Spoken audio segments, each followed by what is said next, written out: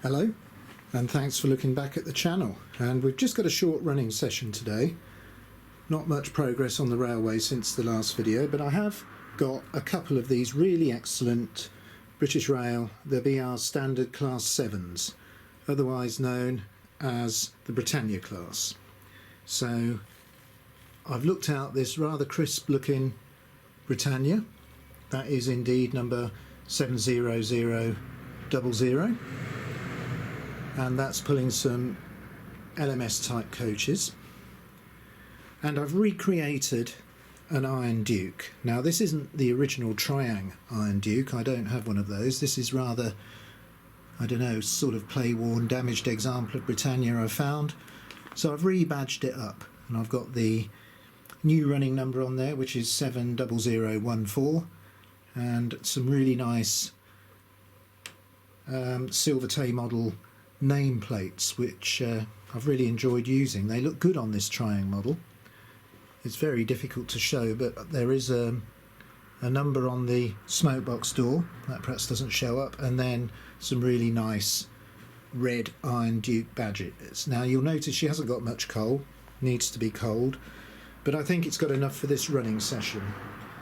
So these are both the Triang R259. That's the Britannia is the 259S because that's got a smoke unit. Both have got the R35 tender, and this model's been around for years. I think it was first seen in around 1960. A really good long running Triang model. Now the Iron Duke's going to attempt to haul this Hornby 00 fuel train.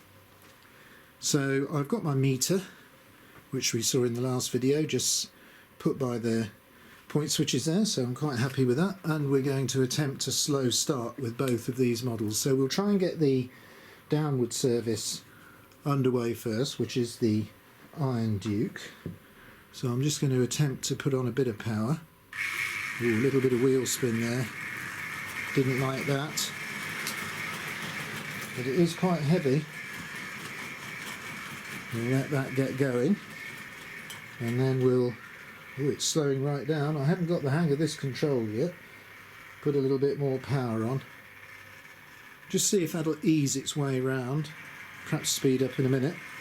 It's only just been serviced, and then we'll try and get the Britannia underway nice and smoothly. Let's see how this starts up. So that's just moving away nicely. It's good fun, this Gauge Master, but I certainly haven't got the hang of it yet. And here they both are. So what I'll do is follow these around the layout a bit, and we'll try and get some nice shots.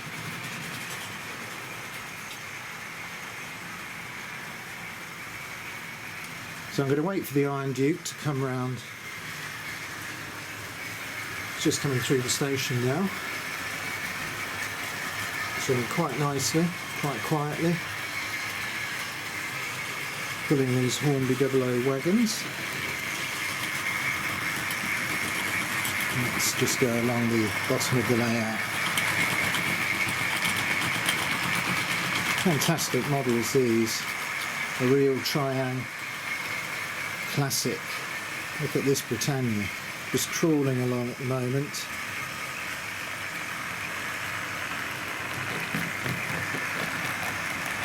Just clearing the branch line crossings there. Moving up towards the back of the layout, and what I'm going to do now is slightly increase the amount of power available to the Britannia, so we can perhaps get it moving a little quicker. I've had a little bit of trouble with these red coaches actually derailing. They've got the silver seal finer flange wheels, and I've noticed there's a bit of degradation at the wheel flanges. I don't know whether it's some sort of metal fatigue or just they've been abused in the past. They're running quite nicely at the moment. So let's get into a different position, and just before we do, I'll just show you the 2 meters working away. So the Iron Duke on the left is drawing a little bit more current, about just around 0.5 amp, but those 00 wagons are very heavy, and the normal Britannia, that's just about 0.36 of an amp, so looking good. And let's just see them as they pass the right hand side of the layout. Britannia's speeding up nicely now.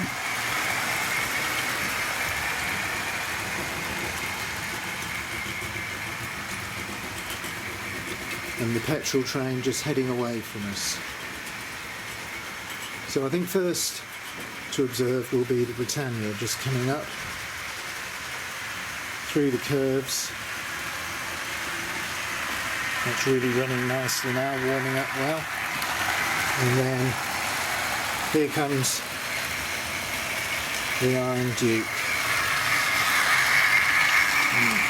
Just try and catch it going away.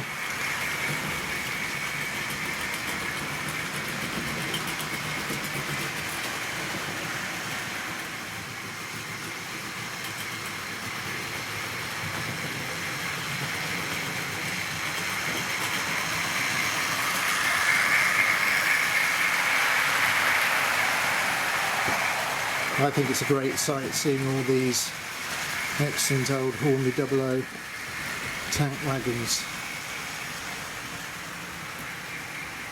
And here comes our passenger express.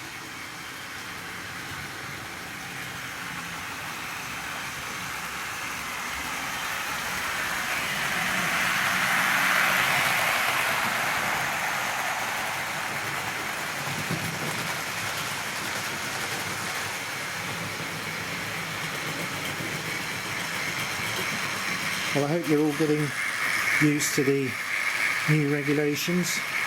More shops are open now, non-essential shops, so I guess that means model shops, so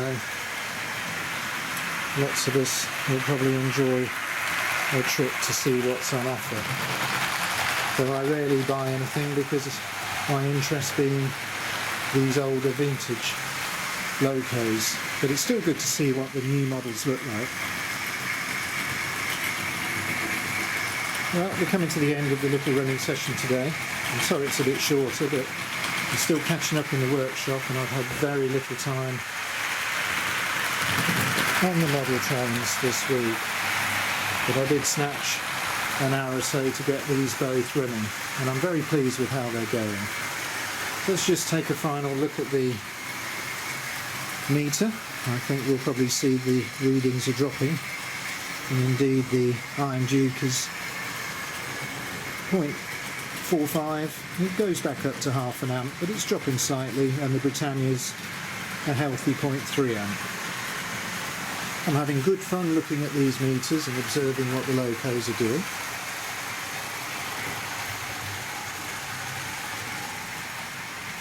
Well, as we head to the end of the running session, I think I'll just mention that it just crossed my mind that it's about exactly a year since I started posting short videos on YouTube about the model railway, and I couldn't possibly have anticipated that I would have A, made this number of videos, and B, so many people would have shown an interest in watching them, because I've had great fun recommissioning these Locos and modernising this excellent Super 4 track, and I've got lots more ideas for the next period of time, so I hope I can share with you what I get up to on this layout and other items. I will just say that while I was servicing these Locos, I was thinking about the noise the motors make, and I've traced most of the noise to the bearings, so we're going to have a video soon. I'm going to attempt to make a bull-raced XO4, so that's going to be the Rolls-Royce of Triang motors. I might include a 5-pole armature, I haven't decided yet, but I'm going to go for the evolution, what I consider to be probably the next generation of XO4, and I'll be sharing with that. I'll be sharing that with you shortly. So it'll be interesting to see how these motors perform instead of having a sintered bronze bush, a nice lubricated pair of lubricated for life ball bearings.